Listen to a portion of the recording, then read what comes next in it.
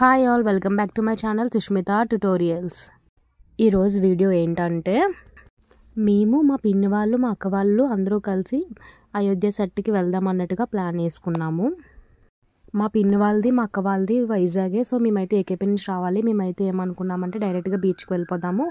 అక్కడ నుంచి వాళ్ళు కూడా బీచ్కి వచ్చేస్తే అక్కడ అలా అయోధ్య సెట్కి వెళ్ళి కలుసుకొని ఇంకా అలా మొత్తం అంతా చూసుకొని మళ్ళీ అక్కడే మేము బస్ ఎక్కి అనకాపల్లి వచ్చేద్దాం, వాళ్ళు అలా వెళ్ళిపోదాం అన్నట్టుగా ప్లాన్ వేసుకున్నాము. కానీ మళ్ళీ ఏమనుకున్నామంటే అంత తక్కువ టైంలో కలిసినా సరే కలిసినట్టు ఉండదు అని చెప్పి ఫుల్ డే ప్లాన్ వేసుకున్నాము. ఆ రోజు ఫుల్ డే ట్రావెలింగ్ వ్లాగే ఈరోజు మీకు వీడియోగా పోస్ట్ చేస్తున్నాను. ఆల్రెడీ మీరు ముందుగా మినీ బస్ చూసారు కదా, మేమైతే ఆ మినీ బస్ బుక్ చేసుకున్నాము. సో మా వాళ్ళందరి చేత మీకు హాయ్ చెప్పించేసా.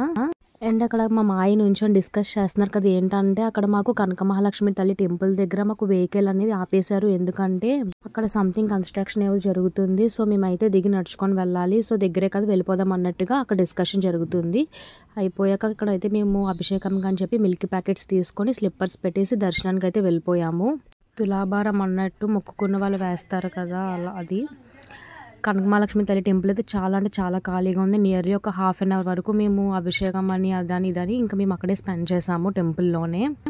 దర్శనం అయితే చాలా బాగా జరిగింది అండ్ క్లైమేట్ కూడా చాలా సహకరించింది. క్లైమేట్ ఎక్కడ హాట్గా ఉంటే ఇబ్బంది పడిపోతామని మేమైతే మినీ ఏసీ బస్ అయితే బుక్ చేసుకున్నాము. కానీ క్లైమేట్ అయితే మమ్మల్ని ఎక్కడ ఇబ్బంది పెట్టలేదు. అందరూ దర్శనం చేసుకొని అయితే బయటకు వచ్చేసాం. ప్రసాదం తీసుకొని అక్కడ అలా కుక్కపిల్ల కనిపిస్తే ఆడుకుంటున్నాము. నెక్స్ట్ డెస్టినేషన్ మేము అనుకోవడం అయితే కాలభైరవ టెంపుల్ అనుకున్నాము. సో అక్కడికి వెళ్ళిన తర్వాత కొంచెం టైం పడుతుంది కదా, అక్కడ అలాగా దర్శనం అది చేసుకొని సింహాచలం వచ్చి సింహాచలం దర్శనం చేసుకొని అక్కడ భోజనం అది చేసి నెక్స్ట్ ఋషికొండ వెళ్దాం అన్నట్టుగా ప్లాన్ చేసుకున్నాం. కానీ డ్రైవర్ ఏంటన్నారంటే మనకి సింహాచలంలో కొంచెం రష్ ఎక్కువ ఉంటుంది, సో ఫస్ట్ సింహాచలం దర్శనం చేసుకొని మీరు కాలభైరవ టెంపుల్కి అయితే వెళ్ళండి అని చెప్పి సజెస్ట్ చేశారు. సో ఎందువల్ల అలా చెప్పారు అని చెప్పి మేము ఓకే చెప్పేసాము. ఎగ్నిమాంబ టెంపుల్ వైజాగ్లో చాలా ఫేమస్. ఆ రోజైతే చాలా జనం ఉన్నారు. ఇంకా సెకండ్ మేము డ్రైవర్ గారు చెప్పినట్టుగా మేమైతే సింహాచలమే వెళ్ళిపోయాము. సింహాచలంలో దర్శనం అయితే 1.5 hours పట్టేసింది. సో మేము చాలా డేస్కి కలిసాం కాబట్టి మాకైతే అసలు ఎక్కడ కూడా బోర్ అనిపించలేదు. ఇంకా అలా ఎవరు పార్ట్నర్స్గా వాళ్ళు డివైడ్ అయిపోయి ఇంకా అలా ఫుల్గా కష్ట సుఖాలు హ్యాపీ మూమెంట్స్ అన్నీ కూడా మాట్లాడేసుకున్నాం. మాకు ఎక్కడైతే బోర్ కొట్టలేదు. అట్ ద ఫైనల్ స్టేజ్ వచ్చేసరికి ఇంకా వెళ్ళిపోతాం అన్న టైంకి ఏడుపు వచ్చింది తప్ప అప్పుడే వెళ్ళిపోతున్నామా అని అనిపించింది. అలా ఉంటుంది మా బాండింగ్. సో ఇక్కడైతే ఇంకా సింహాచలం అయితే రీచ్ అయిపోయాము. ఇంకా మేము స్టెప్స్ ఎక్కడానికి స్కోప్ లేదు, ఎందుకంటే మేము చాలా టెంపుల్స్ ప్లాన్ చేసుకున్నాము. సో మేము స్టెప్స్ ఎక్కి వెళ్ళి దర్శనం చేసుకోవాలంటే మాకు చాలా టైం పట్టేస్తుంది. సో మేము ఏంటంటే మినీ బస్లోనే మేము కొండ అయితే ఎక్కేసాము. ఇంకా అలా వెళ్ళి దర్శనం కంప్లీట్ చేసుకొని మళ్ళీ బయటకు వచ్చి ప్రసాదం తీసుకొని తినేసి ఇంకా అలాగా కాలభైరవ స్వామి టెంపుల్కి అయితే వెళ్ళిపోయాము. కాలభైరవ స్వామి టెంపుల్ దగ్గర అయితే అసలు ఓపెన్లో ఉంటుందా ఉండదా అని చాలా కన్ఫ్యూజన్గా వెళ్ళాము. కానీ దర్శనం అయితే చాలా చాలా బాగా అయ్యింది. సింహాచలంలో లైన్ ఎక్కువ ఉన్నప్పటికీ కూడా మాకైతే దర్శనం చాలా బాగా అయ్యింది. ఇక్కడైతే టోల్ గేట్కి టికెట్ తీసుకుంటున్నాము. కొండ మీదకి వెళ్ళడానికి 100 rupees అయితే తీసుకున్నారు మినీ బస్కి. టికెట్ తీసుకొని ఇంకా అలా వెళ్తున్నాము కొండపైకి అయితే. ఇంకా దర్శనం కంప్లీట్ అయిపోయిన తర్వాత బయటకు వచ్చి కొంతసేపు అలా ఒక హాఫ్ అన్ అవర్ అలాగా స్పెండ్ చేసి ఫొటోస్ అవి తీసుకొని ఇండివిజువల్గా ఫ్యామిలీగా ఫొటోస్ అవి తీసుకొని మళ్ళీ మేమైతే రిటర్న్ అయిపోతున్నాము నెక్స్ట్ టెంపుల్కి. ఎక్కడ కూడా మాకు టైం వేస్ట్ అవ్వలేదు అండ్ దర్శనాలు కూడా చాలా అంటే చాలా బాగా అయ్యాయి. ఇది బెస్ట్ ట్రిప్ అని అనుకోవచ్చు. చాలా బాగా ప్లాన్ చేసుకున్నాం, బాగా అయ్యింది కూడా. ఇంకొచ్చేస్తే ఇక్కడ మాకు కొంచెం దాహం వేస్తుందని డ్రింక్స్ అలా తీసుకుంటున్నాము. ఆ మినీ బస్లోంచి వ్యూ చూస్తే ఉందబ్బా సూపర్. అసలు కనీసం ఒక 6 monthsకి ఒకసారి ఇలాంటి ట్రిప్స్ ప్లాన్ చేస్తూ ఉండాలని అనిపించింది నాకైతే. ఫైనల్గా థర్డ్ టెంపుల్కి అయితే వచ్చేసాం. కాలభైరవ స్వామి టెంపుల్కి వచ్చేసాము. ఇక్కడ మనకి క్లియర్గా ఇన్స్ట్రక్షన్స్ అయితే పెట్టారు. అసలు కాలభైరవ స్వామికి గుమ్మడికాయ దీపం అంటేనే ఫేమస్, బట్ అదైతే అలో చేయట్లేదు. రీజన్ ఏంటనేది మాకు తెలీదు. సో మనకి వెహికల్స్ కూడా ఆపేశారు, మనం లోపలికి నడుచుకొనే వెళ్ళాలి. నిజంగా స్వామివారు ఉన్నారు అనడానికి ఇదే నిదర్శనం. ఇక్కడ అంతలా రాయిలు పిక్కలు అవన్నీ ఉన్నా సరే మేము ఎక్కడ సఫర్ అవ్వకుండా సేఫ్గా వెళ్ళిపోయాము అండ్ సేఫ్గా వచ్చాము. అండ్ ఇలాంటి ఎవరు లేని టైంలో మనకి యానిమల్స్ అవి కూడా వస్తాయని అందరూ చెప్తున్నారు. సో మేమైతే చాలా సేఫ్గా వెళ్ళాము, సేఫ్గా వచ్చేసాం. మెయిన్ మా తాతయ్య గారు నడగలరా లేదా అనుకున్నాం, కానీ అతనికి కూడా ఎక్కడ ఎలాంటి ఇబ్బంది కలగలేదు. నిజంగా స్వామివారు అయితే చాలా నిదర్శనం. మనం ఎక్కడ ఆగకుండా కంటిన్యూస్గా నడుస్తే ఒక 25 మినిట్స్లో అయితే రీచ్ అయిపోతాము. మరీ అంత ఎక్కువ డిస్టెన్స్ అయితే లేదు, బట్ రాయిలు పిక్కల వల్ల కొంచెం అయితే ఇబ్బంది పడతారు. కానీ స్వామివారి నిదర్శనం వల్ల మేమైతే ఎక్కడ అలాంటి ఇబ్బంది పడలేదు. ఇక్కడైతే చెప్పల్స్ పెట్టుకోవచ్చు. దాని ఆపోజిట్ కొబ్బరికాయ కొట్టడానికి కూడా ఉంది. ఇక్కడ ఇలా సుబ్రహ్మణ్య స్వామి, శివుడు ఉన్నారు, నాగమ్మ తల్లి. నేను పంతులు గారిని అడిగాను, మరి ఇక్కడ గుమ్మడికాయ దీపం పెట్టకూడదు అన్నారు కదా, మరి స్వామివారికి మనం ఏదైనా కోరుకుంటే తీరేకి ఏం సమర్పించాలని అడిగాను. వాళ్ళు చెప్పడం ఏంటంటే గారెల దండ ఉంటుంది కదా, అది చప్పటి గారెలైనా లేదంటే ఉప్పు వేసిన గారెలైనా లేదంటే తీపి గారెలైనా సరే మనం కోరిక తీరిన తర్వాత గారెలన్నింటినీ కూడా దండ చేసి పట్టుకొని వస్తే వాళ్ళే స్వామివారి మెల్లో వేస్తారంట. లేదు మేము అలా చేయలేము అనుకుంటే నిమ్మకాయల దండైనా స్వామివారికి వేస్తారంట.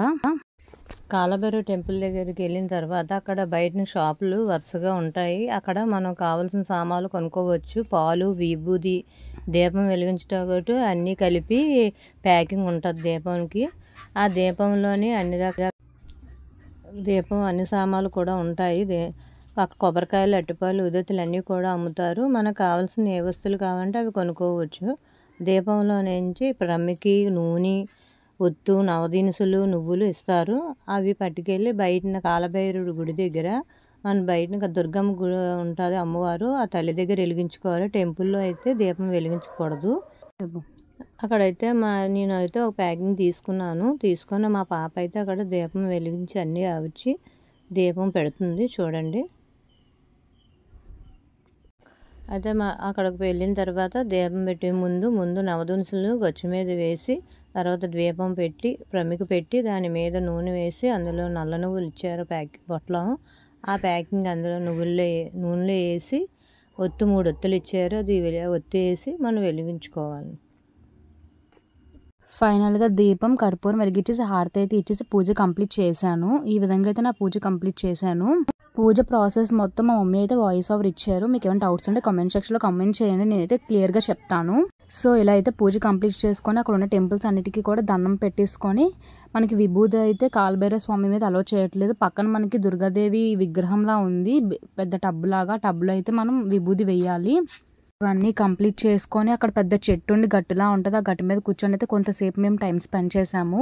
అండ్ బయట మనకి ఆ నిమ్మకాయ ఇచ్చారు. ఆ నిమ్మకాయ ఏంటంటే కాలభైరవ స్వామి దగ్గర పెట్టుకొని మన ఇంటికి పట్టుకెళ్ళి ఎక్కడైనా కట్టామంటే మాత్రం చాలా మంచిదంట. సో అది కూడా చేసాం మేము.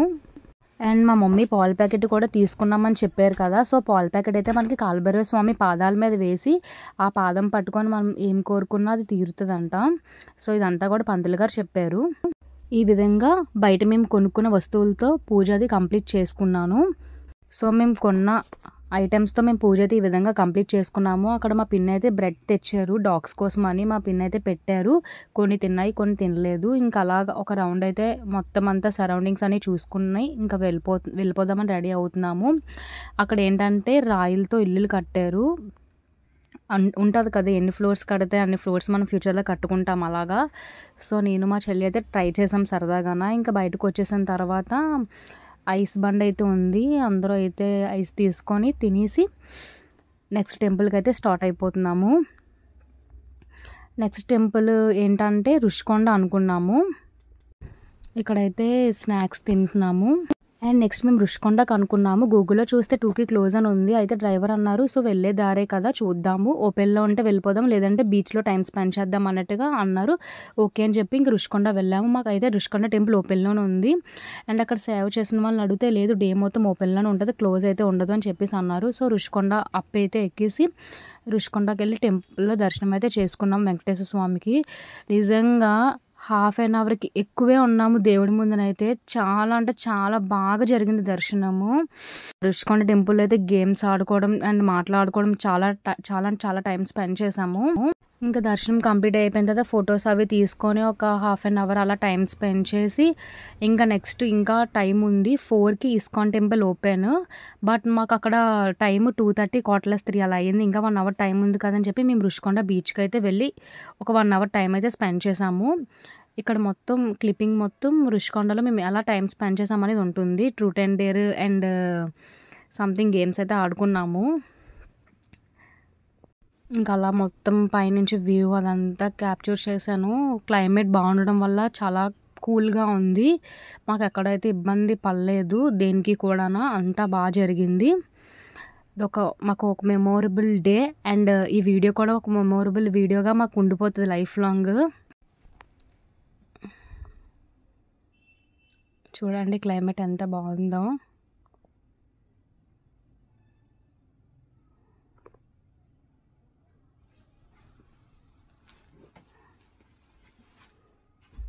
సండే కదా, జనం ఎవరు ఉండరేమో, అసలు టెంపుల్స్ ఓపెన్లో ఉంటాయి క్లోజ్లో ఉంటాయి అని చెప్పి చాలా డౌట్స్తో వెళ్ళాము. బట్ అనుకోకుండా మేము వెళ్ళిన రోజు చాలా మంచి రోజు అంట. టెంపుల్స్ అయితే కనకమహాలక్ష్మి టెంపుల్లో కూడా జనం ఉన్నారు, అన్ని టెంపుల్స్లో జనం ఉన్నారు. బట్ మేము వెళ్ళేటప్పటికి కల్లా దర్శనం అయితే మాకు బాగా జరిగింది. అక్కడ కూడా టైం వేస్ట్ లేకుండా ఒక్క సింహాచలంలోనే 1 అవర్ అయితే వెయిట్ చేసాం మేము లైన్స్లోని. రిమైనింగ్ అన్నీ కూడా వెళ్ళిన వెంటనే మాకు దర్శనం అయితే దొరికింది. నెక్స్ట్ ఇక్కడైతే రుషికొండ బీచ్కి వచ్చాము. జనాలు అయితే మామూలుగా లేరండి బాబోయ్, చాలా జనం అసలు. నేను నిజంగా ఆర్కే బీచ్లో కూడా ఇంతమంది జనాన్ని చూడలేదు ఎప్పుడు కూడా. చాలా జనం ఉన్నారు. అట్లీస్ట్ కాలు తడుపుకోవడానికి వెళ్దామన్నా కూడా జనం. ఒక ఫోటో బీచ్ వెనకాతల వ్యూ ఉండి ఒక ఫోటో ఎవరు లేకుండా తీసుకుందామన్నా అస్సలు కుదరలేదు. చాలా జనం ఉన్నారు. ఇంకెలా అంటే పుష్కరాలు అంటారు చూడండి, అలానే ఉన్నారు. సో మేము ఇంకా అలా కొంతసేపు వాటర్లో స్పెండ్ చేసి ఇంకా ఫొటోస్ అవి తీసుకొని ఇంకా ఇస్కాన్ టెంపుల్కి అయితే స్టార్ట్ అయిపోయాము. ఇక్కడ ఒక 1 అవర్ అలా టైం స్పెండ్ చేసాము.